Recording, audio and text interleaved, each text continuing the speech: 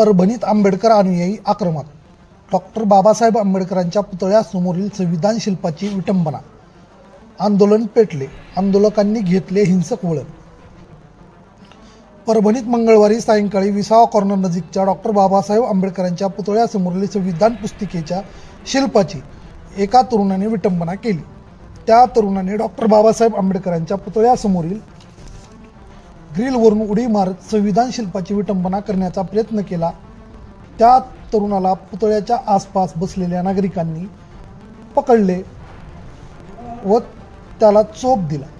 त्यानंतर तात्काळ पोलीस घटनास्थळी दाखल झाले व त्या तरुणाला ताब्यात घेतले.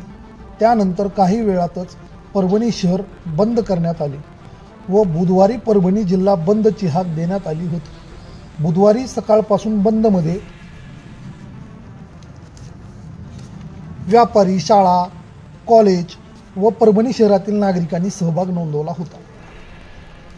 आंबेडकर अनुयायी शांतपणे आंदोलन करत होते. मात्र दुपारी 1च्या दरम्यान अचानक काही आंबेडकरी तरुणांचा जमाव आक्रमक होत त्या जमावाने पोलिसांवर दगडफेक करत बंद दुकानावर लाठ्याकाठ्यांनी हल्ला केला व बंद दुकानावरती दगड फेकले. विसावा कॉर्नर परिसरातील बंद दुकानासमोरील साहित्य जमावाने पेटवून दिले. तसेच RR टॉवर समोरील गाड्यांची तोडफोड केली.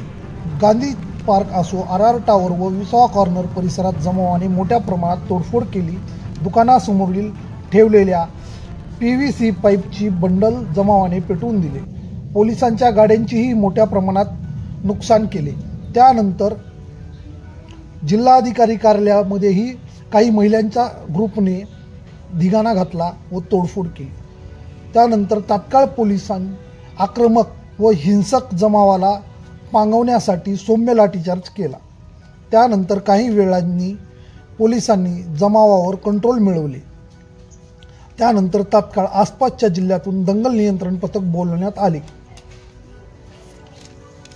परभणीतील नागरिकांना कडून या घटनेचा निषेध व्यक्त करण्यात आला आहे व दोषीवर कठोर कारवाई करण्याची मागणी करण्यात आली आहे व दोषीची नार्को टेस्ट करावी व त्याच्या पाठीमागील भूमिका व त्याला पाठबळ कुणाचे आहे याची चौकशी करावी, अशी ही मागणी यावेळी नागरिकांनी व आंबेडकर अनुयायांनी केली आहे. आता सध्या तरी परिस्थिती पूर्वपदावर स्थिर आहे.